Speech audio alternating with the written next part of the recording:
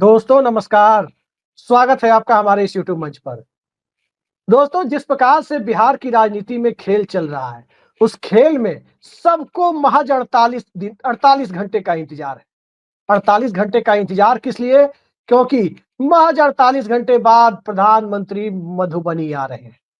मधुबनी में प्रधानमंत्री जिस भाषा का इस्तेमाल करेंगे, प्रधानमंत्री जिस तरह से बिहार की राजनीति में चुनाव के लिए संकेत देंगे, उसके बाद जनता दल यूनाइटेड भाजपा के साथ रहेगी या नहीं रहेगी, इस पर फैसला होगा। यहां तक कि जेडीयू के दोनों केंद्रीय मंत्री यानी ललन सिंह और रामनाथ ठाकुर केंद्रीय मंत्रिमंडल से इस्तीफा भी दे सकते हैं यदि सकारात्मक कुछ नहीं मिला तो, यदि उन्हें कुछ नकारात्मक संकेत मिला तो।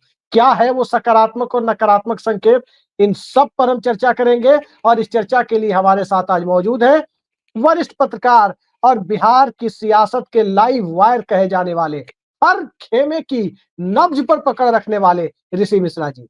ऋषि जी, बहुत बहुत स्वागत है आपका हमारे इस यूट्यूब मंच पर। और जिस तरह की नमस्कार। ब्रेकिंग खबर आप ढूंढ करके लाए हैं, उस पर हम चर्चा करेंगे ही, लेकिन उस चर्चा के पहले हम ये जानना चाहते हैं कि मल्लिकार्जुन खड़गे की जो रैली हुई है, जो सभा हुई बक्सर में, उस सभा का सारा दोषारोपण प्रदेश यूनिट पर कुछ लोग कर रहे हैं। और ऐसा लग रहा है कि राजेश राम को अध्यक्ष बना के बहुत बड़ा पाप हो गया था, इसीलिए ये सभा फेल हुई है। राजेश राम प्रदेश यूनिट के साथ कितना राबता अभी महज 10, 15, 20 दिनों में या 1 महीने में कायम कर पाए? किस तरह की परिस्थितियां थी? और राजेश राम के बाद तो राहुल, उनके अध्यक्ष बनने के बाद राहुल गांधी की भी सभा हुई, अच्छी खासी भीड़ हुई। कन्हैया कुमार की भी रैली हुई, उसमें भी ठीक-ठाक भीड़ हुई, उनका जो पदयात्रा चला। और तमाम दूसरे कार्यक्रम भी हैं। पहली बार प्रदेश में कांग्रेस एनर्जाइज दिख रही है। लग रहा है कि कांग्रेस पार्टी के साथ गठबंधन के लिए राजद को कांग्रेस नेताओं के पास जाना पड़ रहा है। दिल्ली में ये देखा गया, अलायंस के लिए खड़गे के घर राहुल गांधी पहुंचे, वहां तेजस्वी यादव पहुंचे, कांग्रेस के अध्यक्ष के घर पहुंचे। इसके पहले ये होता था कि लोग पटना के 10 सर्कुलर रोड यानी लालू राबड़ी आवास पहुंचते थे अलायंस के लिए। ये बदलाव आया। इन सब को भूलकर बक्सर में जो हुआ, ठीक है, बक्सर में जो हुआ वो अपेक्षित नहीं था। वहां के जिलाध्यक्ष को तत्काल प्रभाव से निलंबित भी कर दिया गया है। और आगे कांग्रेस पार्टी अपना देख रही है कि कैसे आगे बढ़ना है और किस प्रकार से तैयारी करनी है। क्या आपको लगता है प्रदेश अध्यक्ष को टारगेट करना क्या उचित है? देखिए, आपने बिल्कुल सही कहा। देखिए, कांग्रेस ने तो कम से कम परंपरा तो तोड़ दी है। पहले कांग्रेस सीटों के लिए लालू दरबार में, राजद के दरबार में हाजिरी लगाते थे। आज ये स्थिति है कि तेजस्वी यादव को दिल्ली जाके राहुल गांधी, मल्लिकार्जुन खड़गे, राजेश राम और प्रभारी हैं उनसे मुलाकात करनी पड़ती है। तो कांग्रेस ने कम से कम ये परंपरा तो तोड़ा है। और जहां तक भीड़ जुटाने की बात है, तो बेगूसराय में जो कार्यक्रम हुआ, पटना में जो कार्यक्रम हुआ, वो राजेश राम जी के लीडरशिप में ही हुआ ना। देखिए, कांग्रेस में एक धारा है जो राजेश राम के नियुक्ति को पचा नहीं पा रहे हैं और गाए बगाए इस खेल में इन्वॉल्व हैं कि कैसे भी ऐसा किया जाए जैसे जिससे राजेश राम के जो इमेज है, राजेश राम का जो मतलब एक कार्य करने की क्षमता है, उस पर सवाल उठे। हालांकि जो बक्सर में मल्लिकार्जुन खड़गे के कार्यक्रम में भीड़ नहीं जुट पाई, तो ये जिम्मेवारी वहां के डिस्ट्रिक्ट कमिटी की थी। ठीक है, ऑब्जर्वेशन उस पर प्रदेश अध्यक्ष का होता है, तमाम वरिष्ठ नेताओं का होता है। सवाल ये उठता है कि उस प्रोग्राम को कोऑर्डिनेट कौन कर रहे थे। जिला अध्यक्ष को जिम्मेवारी जब दिया गया तो जिला अध्यक्ष जिम्मेवारी को गंभीरता से क्यों नहीं लिया। तो तमाम सवाल हैं जिसपे जवाब कांग्रेस को देना होगा। लेकिन इसके लिए सिर्फ राजेश राम को दोषी दे देना, जो अभी चंद दिनों पहले ही अध्यक्ष पद पर उनकी नियुक्ति हुई है, अभी कमेटी तक नहीं बनी है। ये सवाल जो है, बिल्कुल यदि राजेश राम को कोई दोषी मानता है तो ये मुझे नहीं लगता है कि उनके साथ न्याय होगा। राजेश राम तेजतर्रार नेता है। और आप देखिए, यदि वर्तमान, इससे पहले जो अध्यक्ष थे या जो राजेश राम है, उनमें यदि तुलना कीजिए तो 15 से 20 राजेश राम विधायक चुने गए, 20 से 25 के लिए विधायक चुने गए। और जिससे पहले जो अध्यक्ष थे, जितने भी अध्यक्ष थे, आप देख लीजिए वो जनता का मैंडेट कैसे उनको मिला लालू या यादव और नहीं मिला। नीतीश कुमार के गठबंधन में 27 सीटें मिल गई थी, दोनों के साझा वोट बैंक के बूते, उसका क्रेडिट अशोक चौधरी लेते रहे। लेकिन ये सभी जानते हैं कि वो लालू यादव नीतीश कुमार के साझा गठबंधन में आज भी अगर कोई पार्टी लड़ेगी तो उस आगे बढ़ जाएंगी। और देखिए, राजेश राम वह सिंगल नेता है जिनके नियुक्ति के बाद आप बिहार में कांग्रेस की स्थिति आप जानते हैं, और वहां पे यदि कोई फेरबदल होता है, वह राष्ट्रीय खबर बनता है, तो कहीं ना कहीं उस व्यक्ति में तो दम है, उस व्यक्ति में तो दम है कि एक बिहार जैसे राज्य जहां कांग्रेस पहले से कमजोर है, कांग्रेस को कोई गंभीरता से नहीं लेता है, और वहां राजेश राम को आप अध्यक्ष बनाते हैं, वो राष्ट्रीय खबर बन रहा है। तो कहीं ना कहीं देखिए, मैं बार बार कह रहा हूं कि राजेश राम आपके पास वह हथियार है, वह तर्कस में वह तीर है, यदि उसका इस्तेमाल आप सही ढंग से करते हैं तो इसके रिजल्ट आपको विधानसभा चुनाव में देखने को मिलेंगे, एक बेहतर नैरेटिव के साथ, एक बेहतर मतलब ऑप्शन के साथ आपको जाना होगा। मैं बार बार कह रहा हूं कि राजेश राम को, जैसे तेजस्वी यादव के नेता, राजद के जो नेता ये बार बार कहते हैं कि सीएम तेजस्वी यादव ही होंगे, कांग्रेस के नेताओं को भी और कांग्रेस के रणनीतिकार को भी ये कहना होगा कि यदि महागठबंधन सत्ता में आती है तो हमारी तरफ से डिप्टी सीएम राजेश राम ही होंगे। आप देखिए 5.5-6% का जो चंक है वो महागठबंधन से कैसे जुड़ता है, और कैसे आपको वो चंक जुड़ते ही कई ऐसे सीट है जहां आप जुड़ सकता है ऋषि जी। बाकी दलित जातियां जिनकी संख्या कम है वो भी राजेश राम के डिप्टी सीएम के नाम पर उनके साथ इकट्ठे हो सकती है। दो ही जातियों के नेता है ना। मान लीजिए रविदास समाज के नेता, एक मिनट ऋषि जी एक मिनट, मान लीजिए कि रविदास समाज के नेता राजेश राम है, पासवान समाज के नेता चिराग पासवान है, माझी मुसहर समाज के नेता जीतन राम माझी है, लेकिन इनके अलावा भी तो 6-7 जातियां अभी हैं जो दलितों में है, जिनका खुदरा वोट बैंक है। तो डिप्टी सीएम का नाम सुनते वो खुदरा वोट बैंक जिन दलित भाइयों का है, उनके समाज का है, वो सब भी इकट्ठे हो सकते हैं, उनके पास भी 4-5% वोट है। देखिए, राजेश राम और अन्य नेताओं में अंतर है। चिराग पासवान किनके लिए बैटिंग करते हैं? अपने बहनों के लिए बैटिंग करते हैं। जीतन राम माझी के जितने भी विधायक हैं उनके परिवार के लोग हैं, बेटे हैं, पुत्रवधू हैं, समधन है। राजेश राम के कौन है? राजेश राम यदि आगे बढ़ते हैं तो रविदास समाज को मजबूती प्रदान करेंगे। रविदास समाज से आने वाले एक व्यक्ति यदि डिप्टी सीएम बनता है तो उस समाज को क्या मतलब, क्या मैसेज जाएगा? दूसरी बात, मैं एक बात कह के खत्म करूंगा कि जो मेन स्ट्रीम मीडिया है या सोशल मीडिया है, खासकर पटना का जो सोशल मीडिया यूट्यूबर चैनल्स हैं, राजेश राम के साथ एक न्यायपूर्ण जो समीक्षा होता है वो नहीं कर रहे हैं। क्यों? मतलब भाई, एक रविदास समाज के व्यक्ति को यदि अध्यक्ष बना दिया गया तो क्यों आपके पेट में इतना दर्द होने लगा? और वो यूं ही थोपा नहीं गया, डिजर्व करता है। आप अखिलेश प्रसाद सिंह से पहले भी उनका नाम चला था। अखिलेश प्रसाद सिंह जब अध्यक्ष बने उससे पहले भी एक तरह से वो उनकी अपॉइंटमेंट हो गई थी, किसके हस्तक्षेप के बाद उनको हटाया गया। तो राहुल गांधी का जो नैरेटिव है, और ये होना भी चाहिए, जो हमारे समाज में जो हमारा भाई, जो हमारा मतलब समाज का एक हिस्सा डेवलपमेंट के रूपरेखा से, डेवलपमेंट के जो ये आयाम है उससे महरूम है, उसको आगे हम आगे लाते हैं, तो आपको पेट में क्यों दर्द हो रहा है? मैं देख रहा हूं तमाम यूट्यूबरों को राजेश राम को लेकर, और मैं ये दावे के साथ कहता हूं, और जो मैं कहता हूं ऐसे नहीं कहता हूं, बिना गुना भाग के नहीं बोलता हूं। राजेश राम को यदि प्रोजेक्ट करके, डिप्टी सीएम प्रोजेक्ट करके यदि पार्टी चुनाव लड़ती है तो पार्टी को फायदा होगा। 3% वाले मुकेश सहनी को आप डिप्टी सीएम बना सकते हैं, प्रोजेक्ट कर सकते हैं, तो 6.5% वाले रविदास समाज को क्यों नहीं कर सकते हैं? जी ऋषि जी एक चीज बताइए, और इसी से जुड़ा हुआ है, मैंने बिहार में खासकर अपर कास्ट के लोगों से बात की, चाहे वो राजपूत हो, भूमिहार हो, ब्राह्मण हो, एक बात कॉमन निकल करके आ रही है, जो 10 में से 9 लोग अगर एवरेज भी निकाले तो इस बात को कह रहे हैं कि भाई जब हमें, ठीक है राजेश राम सीएम कैंडिडेट नहीं है, डिप्टी सीएम कैंडिडेट ही इस चुनाव में हो सकते हैं, ये व्यवहारिक राजनीति है, लेकिन अपर कास्ट के लोगों में ये धारणा बलवती होती जा रही है कि जब वो तुलना करते हैं सम्राट चौधरी, नीतीश कुमार और तेजस्वी यादव में, तो एक मत से बिहार के अपर कास्ट के लोग इस बात को कहते हैं कि नहीं, जब इनमें से ही चुनना है तो भविष्य में यदि अगर हमको 2025 के बाद अगर आगे के चुनाव में मुख्यमंत्री चुनना हुआ तो इन चेहरों की तुलना में तो राजेश राम का चेहरा वो स्वीकार्य उनको दिखता है। सम्राट चौधरी को थाली में डिप्टी सीएम परोसा गया है। लास्ट बार कब चुनाव जीते हैं और सम्राट चौधरी बताइए तो आप हमको, लास्ट बार पब्लिक के बीच में पब्लिक का मैंडेट लेकर कब विधानसभा या लोकसभा गए हमको बता दीजिए। हमको लगातार चुनाव आ रहे हैं, आप बता दीजिए ना। जिनको आप जिनको बीजेपी अपना चेहरा बनाना चाह रही है, तो मुझे तो सबसे बड़ा आश्चर्य है कि जो विश्व के सबसे बड़ी पार्टी अपने आप को मानती है, उनको नेता उधार लेना पड़ता है राजद से। वो भी लास्ट बार राजद के टिकट सम्राट चौधरी भविष्य में सीएम भी बन जाते हैं, सम्राट चौधरी भविष्य में सीएम भी बन जाते हैं, तो लालू यादव कहेंगे मेरे चेले को ही तो बनाया है।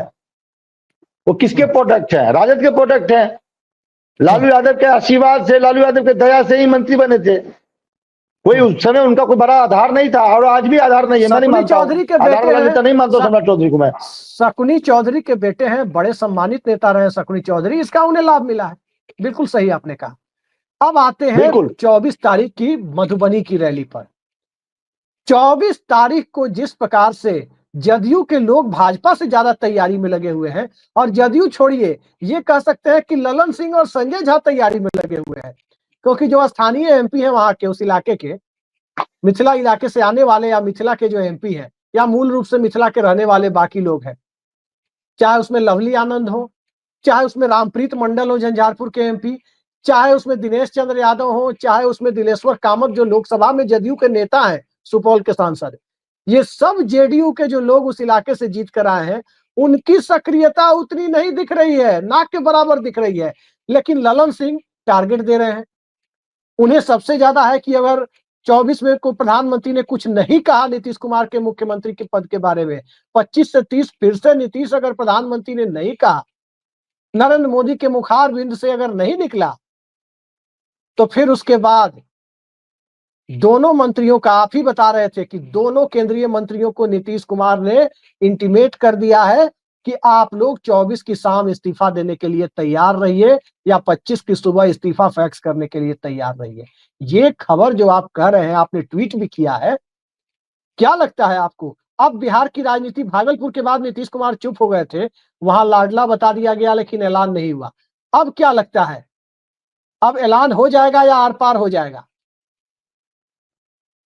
देखिए, कल या परसों ललन सिंह के घर पे नीतीश कुमार गए थे। नीतीश कुमार से क्लोज डोर, नीतीश कुमार ने ललन सिंह के साथ क्लोज डोर मीटिंग की, और जो संकेत देने थे, जो मतलब उनको मैसेज देना था, वो नीतीश कुमार ने उनको समझा दिया।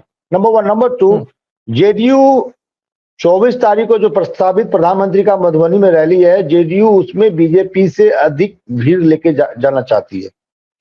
यही कारण है कि ललन सिंह मुजफ्फरपुर, सीतामढ़ी, तमाम जो आसपास के जिले हैं, वहां ललन सिंह ने खुद मीटिंग लिया है, जिसमें संजय झा भी शामिल हुए।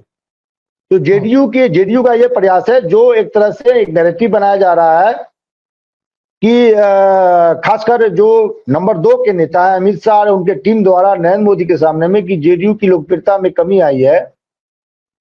जेडीयू के रणनीतिकारों का यह मत है कि जो प्रधानमंत्री का प्रस्तावित रैली है मधुबनी में, वहां बीजेपी से अधिक ताकत दिखाया जाए, यानी बीजेपी से अधिक भीड़ जेडीयू के लोगों का होना चाहिए। Number 1। Number 2, number 3, Nitish Kumar ने ये मैसेज दे दिया। देखिए, मैं बार बार कहता हूं कि नीतीश कुमार मुख्यमंत्री पद से कम पे मानेंगे नहीं जब तक वो राजनीति में है, और नीतीश कुमार ने ये मैसेज दे दिया है उनके 2 बड़े सलाहकारों को, रणनीतिकारों को, जिनका इन दिनों बीजेपी से अच्छे रिलेशन है। और ललन सिंह, ऐसा चर्चा है, देखिए मैं बार बार कह रहा हूं कि जो पत्रकार आपके पास खबर लेके आते हैं, वो जो चर्चा राजनीतिक गलियारों में होती है, वहां से ही छान के हम लोग जो है खबर लाते हैं। तो ऐसा चर्चा है कि ललन सिंह जो थोड़ा बेपटरी हो गए थे, उनको पटरी पर नीतीश कुमार ने ले आया है। थोड़ा संजय झा बाएं दाएं कर रहे हैं, लेकिन ललन सिंह को पटरी पे मतलब नीतीश कुमार ने समझा दिया है कि आपको क्या करना है। यदि 24 तारीख को मधुबनी में नरेंद्र मोदी 25 से 30 के बीच के जो कार्यकाल में मुख्यमंत्री को लेकर, यानी विधानसभा चुनाव के बाद कौन मुख्यमंत्री होगा, इसको लेकर यदि स्पष्ट स्टैंड नहीं लेते हैं तो संभवतः, ऐसा चर्चा है राजनीतिक गलियारों में, जेडीयू से लेकर बीजेपी तमाम पत्रकारों के बीच में चर्चा है कि नीतीश कुमार ने ये कह दिया है कि आप दोनों को, यानी ललन सिंह और जो एक और राज्य मंत्री हैं रामनाथ ठाकुर, कर्पूरी ठाकुर के उनको बेटे, इस्तीफा, रामनाथ ठाकुर को इस्तीफा, ललन सिंह और रामनाथ ठाकुर को इस्तीफा दे देना है। लेकिन एक बात ये भी बता दूं कि जेडीयू एनडीए का हिस्सा बनी रहेगी, बाहर से समर्थन जेडीयू इस सरकार को, केंद्र सरकार को देगी। वेट एंड वॉच की स्थिति में रहेगी जेडीयू। इस्तीफे के बाद सुन तो लीजिए ना, इस्तीफे के बाद बीजेपी का क्या रिस्पांस होता है, बीजेपी उनके प्रेशर पॉलिटिक्स में आती है या नहीं आती है। लेकिन मैं आपको एक बात ये भी बता दूं, बीजेपी एक हद तक प्रेशर बना रही है जेडीयू पे, लेकिन अंततः नीतीश कुमार के पाले में ही बीजेपी को आना होगा, क्योंकि जिस प्रकार से नीतीश कुमार का रुख है, स्टैंड है सीएम को लेकर, वो मतलब ढुलमुल नीति वाली नहीं है, एकदम सख्त स्टैंड है नीतीश कुमार का कि सीएम वही होंगे, सीएम जेडीयू कोटे से ही होगा और सीएम नीतीश कुमार ही होंगे जी। अच्छा ऋषि जी ये बताइए, तो इंतजार कीजिए बिहार एक ऐसा 24 तारीख का। ऋषि जी, बिहार एक ऐसा राज्य है, वो राजस्थान मध्य प्रदेश की श्रेणी में नहीं रख सकते। बिहार बिना चेहरे के किसी सरकार को, किसी पार्टी को वोट नहीं देता। लालू यादव की सत्ता को भी जब उखाड़ फेंकना था, जनता ने मन बना लिया था, तो उस मन बनाने के पीछे जब तक आप देखिए, पहले चुनाव में चेहरा घोषित नहीं हुआ 2005 में, नहीं मिला बहुमत, लोग नाराज थे लालू सरकार से, राबड़ी सरकार से, नहीं मिला बहुमत। दूसरे चुनाव के पहले अरुण जेटली ने घोषणा की कि नया बिहार नीतीश कुमार, ठोस बहुमत अब की बार, यही नारा था, यही पोस्टर था, और चेहरे का ऐलान हो गया तो बिहार ने 60% मेजोरिटी दे दी, 243 में 145 सीटें दे दी थी। अब सवाल उठता है, राजद को सिर्फ 54 सीटें मिली थी। अब सवाल उठता है ऋषि जी कि बिहार में भारतीय जनता पार्टी ने कोई चेहरा तो घोषित किया नहीं। सुशील कुमार मोदी पहले ट्राई किए गए, बीच में एक झारखंड के संगठन मंत्री भी भेजे गए थे, खूब चर्चा हुई कि यही सीएम बनेंगे 2015 में, उनको भी ट्राई किया गया, वो बाद में लोजपा भी चले गए थे, फिर वापस आ गए, लेकिन कहीं कुछ नतीजा नहीं निकला। उसके बाद आप देखें, उसके बाद तारकिशोर प्रसाद और रेणु देवी, 2 जगह ट्राई किया गया, फिर उसके बाद विजय सिन्हा और सम्राट चौधरी, और अब तो दिलीप जायसवाल भी पाइपलाइन में आ गए। तो ये सारे प्रयोग बिहार की जनता इन लोगों को नीतीश कुमार के व्यक्तित्व से तुलना करती है, तो लोगों को, आप आम जनता में कहीं भी जाइए पूछिए, लोग यही कहते हैं कि ठीक है लंबा वक्त हो गया। नीतीश कुमार के स्वास्थ्य के बारे में भी खबरें चल रही है, कुछ लोग चला रहे हैं, लेकिन लोग ये भी कहते हैं कि चाहे जो स्थिति हो नीतीश कुमार की, नीतीश कुमार के सामने कोई चेहरा अगर टिक सकता है तो तेजस्वी यादव का ही है, सम्राट चौधरी का या दिलीप जायसवाल का नहीं है, विजय चौधरी का, सॉरी विजय सिन्हा का नहीं है, तारकिशोर प्रसाद रेणु देवी का नहीं है, नित्यानंद राय का नहीं है, गिरिराज सिंह का नहीं है। तेजस्वी यादव भी अभी नीतीश कुमार के बराबरी पर जा, ठीक है टीवी सर्वे जिसको ज्यादा कम दिखाए, लेकिन एक व्यक्तित्व के मामले में तेजस्वी यादव नेक्स्ट टू नीतीश कुमार जरूर है, इसमें कोई इनकार नहीं है। और यह भी हमें मानना होगा कि अगर चेहरा ही माना जाए, भले ही संगठन ना के बराबर हो, तो चेहरे में नीतीश कुमार के बाद और तेजस्वी यादव के बाद प्रशांत किशोर ही टिकते हैं, कोई भाजपा का नेता उनके सामने नहीं टिक रहा है एक व्यक्ति के तौर पर। तो बिना चेहरा के भारतीय जनता पार्टी को भी डर लगता है कि नीतीश कुमार अगर चले गए, मतलब चले नहीं गए, भगा दिए भाजपा को और भतीजे को बुला लिए, तो ऐसे ही भाजपा 25-30 पर सिमट जाएगी और नीतीश कुमार की जगह मुख्यमंत्री पद भी भाजपा को काबिज होना है। तो इस खेल को क्या नीतीश कुमार समझ गए हैं और फाइनल कॉल लेने के लिए अब तैयार हो गए हैं? देखिए हम लोग जो कह रहे हैं, दर्शक भी इस चीज को समझे। निशांत क्यों बार बार बयान दे रहे हैं कि अमित अंकल ने यह आश्वासन दे दिया है कि पापा ही मुख्यमंत्री होंगे? इससे पहले निशांत का बयान हम लोगों ने आश्वासन नहीं सुना है, निशांत, बंद कमरे में दिया होंगे। हाँ, निशांत कुमार ने जो कहा है मीडिया से कि अमित अंकल ने पापा को लेकर आश्वस्त किए हैं कि वही मुख्यमंत्री होंगे। उससे पहले निशांत का बयान कि पापा को एनडीए का चेहरा घोषित कर देना चाहिए। और भाजपा ये चाहती है कि महाराष्ट्र वाला जो फीलिंग है, महाराष्ट्र में शिंदे के लीडरशिप में चुनाव हुआ लेकिन मुख्यमंत्री हुए देवेंद्र फडणवीस, वही स्थिति नीतीश कुमार के साथ करना चाहते हैं। तो नीतीश कुमार तो वो शिंदे तो है नहीं। नीतीश कुमार ने स्पष्ट कह दिया, और मैं आपको आप ही के चैनल पे या किसी अन्य चैनल पे मैंने ये कहा था कि जब ये जो सेकेंड लाइन लीडरशिप जब नीतीश कुमार से मिलने जाते हैं तो नीतीश कुमार ने स्पष्ट कह दिया कि भाई सीटों पे बातचीत हो जाएगी, सीटों के बंटवारा में कोई समस्या नहीं, पहले तो ये बड़ा समस्या तो सॉल्व कीजिए। तो बड़ा समस्या क्या है? तो मुख्यमंत्री के चेहरा को लेकर, ठीक है आप मेरे चेहरे को इस्तेमाल करना चाहते हैं, लेकिन भाई जब इस्तेमाल हो जाएगा तो फिर मुख्यमंत्री कौन होगा? तो उसको लेकर आपने देखा न्यूज 18 के कॉन्क्लेव में या आज तक के कॉन्क्लेव में, हालांकि बेचारे कॉन्क्लेव वाले एंकर चैनल छोड़ दिए, अब दूसरे चैनल में चले गए हैं, अडानी जी के ग्रुप में चले गए हैं।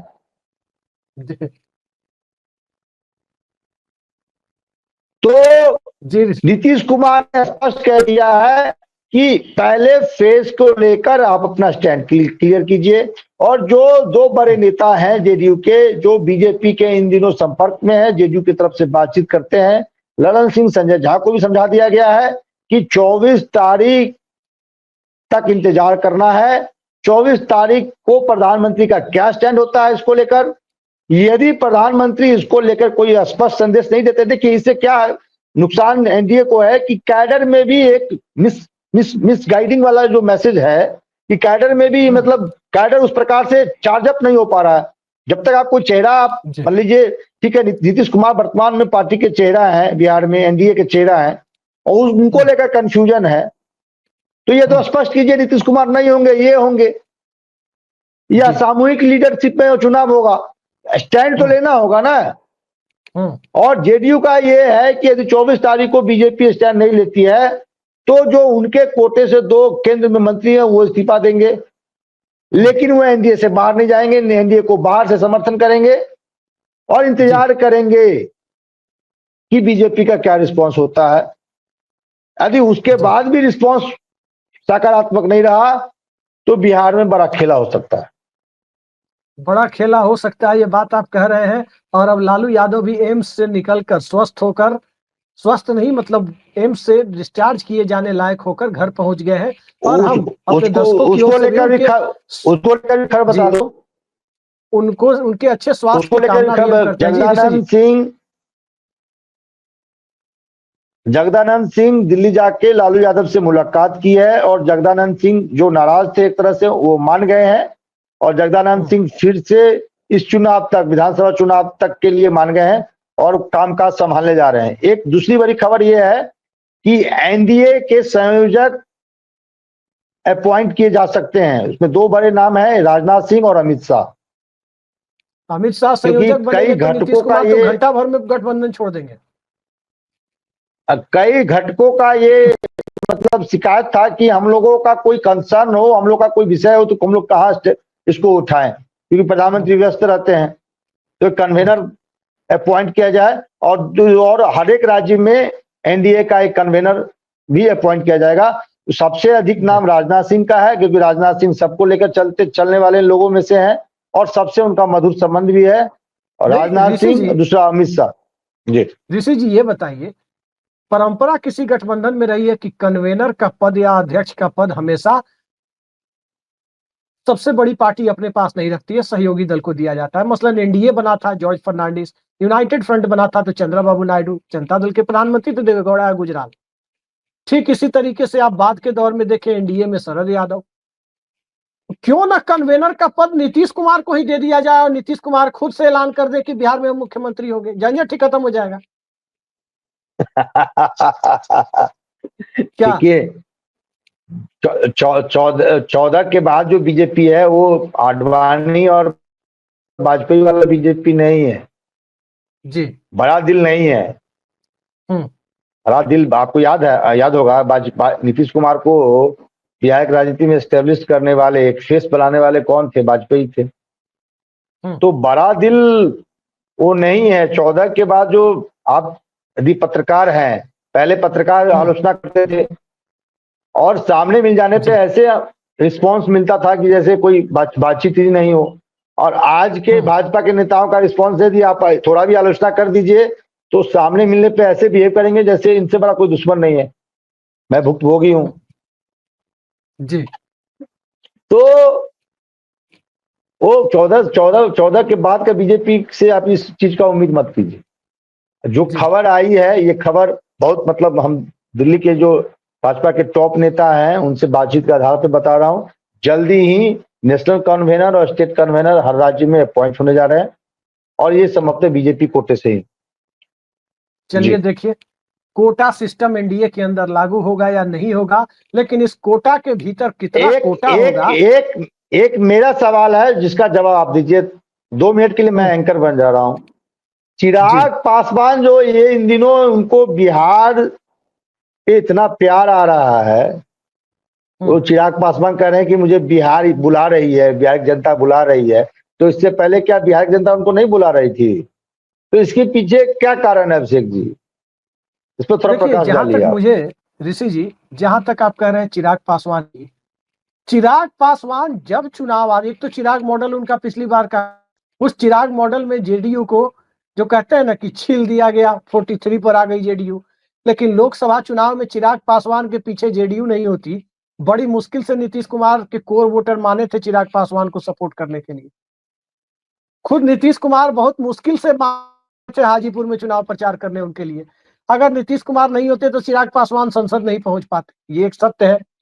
और सबसे ज्यादा सीट, सबसे बेहतरीन स्ट्राइक रेट के साथ हम लोग जब कह रहे थे एक दूसरे चैनल पर, उस वक्त कई सारे दर्शक तरह तरह के उल्टे सीधे कमेंट भी कर रहे थे कि सबसे बड़ी सिंगल लार्जेस्ट पार्टी के तौर पर जेडीयू लोकसभा पहुंच रही है बिहार में। अंततः वही हुआ ना।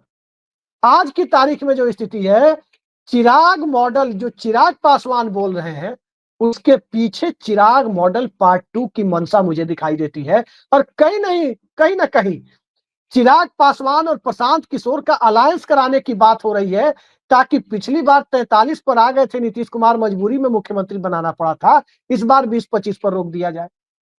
इस बार ज्यादा प्रभावशाली, ज्यादा इफेक्टिव चिराग मॉडल सामने आए, इसकी कोशिशें अंदर खाने जारी है। और नीतीश कुमार इस खेल को कहीं ना कहीं समझ गए हैं। तभी आज सुबह आपने मुझे जब फोन किया और ब्रेकिंग न्यूज दी कि दोनों मंत्री नीतीश कुमार हटाने की तैयारी कर रहे हैं, यानी बात बहुत आगे बढ़ गई है, तो इसके पीछे एक मुझे चिराग मॉडल वाला एंगल भी लगता है।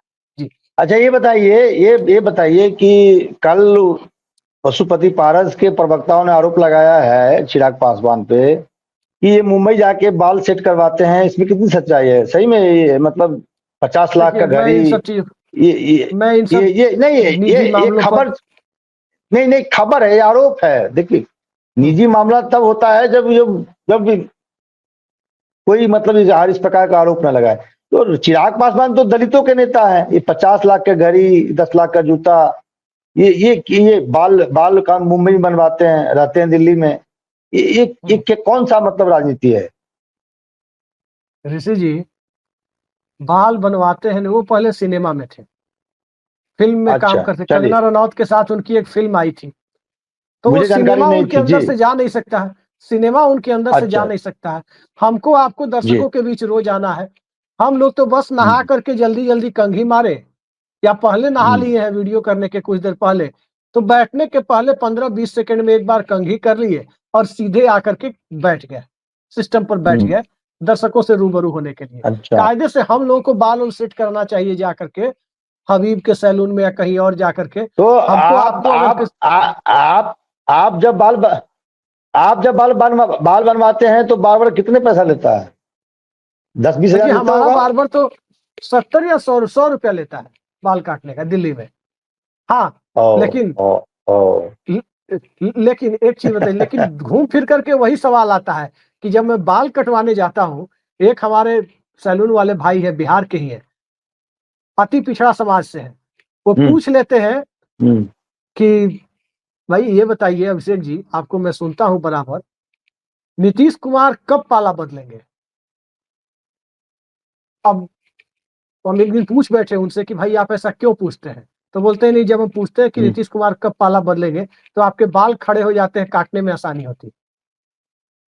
तो ये स्थिति हो गई है कि उनके कोर वोटर भी चाहते हैं नीतीश कुमार के कि वो पाला बदल ले।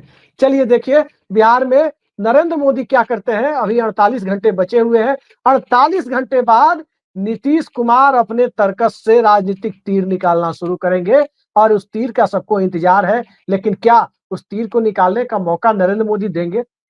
क्योंकि मत भूलिए, नरेंद्र मोदी की जब अपनी सत्ता पर बात आती है तो तमाम बड़े कंप्रोमाइज करने के लिए वो सबसे पहले झुक जाते हैं। जब 22 लोकसभा सीटें उनकी थी, 17 पर लड़ने के लिए झुक गए थे जब पूर्ण बहुमत में थे तब। जब 25 उनकी लोकसभा सीट थी तब हनुमान बेनीवाल के लिए 19 में एक सीट, जीती हुई सीट छोड़ने के लिए झुक गए थे। इसी जी सही है ना? एक सीट छोड़ करके हनुमान बेनीवाल को दी थी। तो ये नरेंद्र मोदी है। ये अपनी सत्ता पर थोड़ा भी खतरा नजर आता है तो इनसे ज्यादा कमजोर प्रधानमंत्री भारत ने नहीं देखा होगा, क्योंकि ये किसी के सामने झुक जाते हैं, कुर्सी बची रहनी चाहिए, सीटें आनी चाहिए, संसद का 272 का गणित गड़बड़ा ना जाए। इसके लिए नरेंद्र मोदी को किसी के सामने झुकने में, किसी का एजेंडा मान लेने में कोई गुनाह नजर नहीं आता। वहां 56 इंच का कथित सीना 16 इंच का भी शायद नहीं बचता है। खैर, राजनीति में कंप्रोमाइजेज होते हैं, इसको 56 इंच और 16 इंच से भी देखा जाना चाहिए। लेकिन नीतीश कुमार को झुकाने आता है और नरेंद्र मोदी को झुकने आता है। अमित शाह कुछ भी कर ले, सत्ता अमित शाह की दांव पर नहीं है। बस गृह मंत्री है, नीतीश कुमार और नायडू चाह देंगे तो गृह मंत्री नहीं रहेंगे, ये तय है। नरेंद्र मोदी भी प्रधानमंत्री नहीं रहेंगे। लेकिन क्या नरेंद्र मोदी ऐसा होने देंगे? स्वाभाविक है कि ऐसा होने तभी जब देंगे नरेंद्र मोदी, जब उन्हें लगेगा कि संघ इतना ताकतवर हो गया है कि उन्हें प्रधानमंत्री पद से हटा सकता है। उससे बेहतर है सरकार गिरवा दो, ताकि न भोजपुरी में कहावत है, न खेलब न खेले दे, यानी हम नहीं तो भाजपा से, उनकी पार्टी से कोई नहीं। उसी परिस्थिति में नरेंद्र मोदी सरकार गिरवा सकते हैं। लेकिन ऐसे नरेंद्र मोदी नीतीश कुमार को नाराज नहीं करेंगे। मुझे जहां तक लग रहा है 24 तारीख को कुछ ना कुछ ऐलान हो जाएगा, क्योंकि याद रखिए जो सबसे ज्यादा भीड़ जुटाने का दावा कर रहे हैं ललन सिंह, सबसे पहले अगर ऐलान नहीं हुआ तो याद रखिए सबसे पहले भारतीय जनता पार्टी के खिलाफ कोई जुबान खोलेंगे तो ललन सिंह खोलेंगे। मुझे याद है 6 अगस्त 2022 की तारीख, जब आरसीपी सिंह की प्रॉपर्टी, कथित प्रॉपर्टी का ब्यौरा लेकर ललन सिंह बैठे थे और नीतीश कुमार एनडीए के मुख्यमंत्री थे, तब उन्होंने प्रेस के सामने कहा था 4 लोगों का नाम लेकर, बैठे हुए संजय झा की तरफ इशारा कर कर कि एक ये भी थे। यही चारों लोग भाजपा के साथ लेकर गए थे। पत्रकार बंधु सुनकर अवाक रह गए थे, जनता सुनकर अवाक रह गई थी कि भाजपा के साथ गठबंधन में मुख्यमंत्री जो है, उनकी पार्टी के राष्ट्रीय अध्यक्ष ये क्या कह रहे हैं कि यही लोग भाजपा के साथ लेकर गए थे। और आरसीपी सिंह के घर में भाजपा के एक नेता आते थे और जेडीयू को खत्म करने की कथित प्लानिंग होती थी। ये सारी बात जब वो कहे तो लोगों को ट्रेलर दिख गया और 72 घंटे बाद 9 अगस्त 2022 को पूरी फिल्म भी दिख गई थी। तो ललन सिंह कब जब बोलना शुरू करते हैं तो फिर नीतीश कुमार को बोलने की नौबत नहीं आती। अभी बोलने की नौबत आ रही है तो वो खुद नहीं बोल रहे हैं, निशांत बोल रहे हैं। लेकिन प्रधानमंत्री ने ऐलान नहीं किया तो उस शाम का इंतजार कीजिए, ललन सिंह क्या बोलते हैं। आज इस बेहद सार्थक चर्चा में जुड़ने के लिए ऋषि जी आपने समय निकाला, बहुत बहुत धन्यवाद आपका। नमस्कार।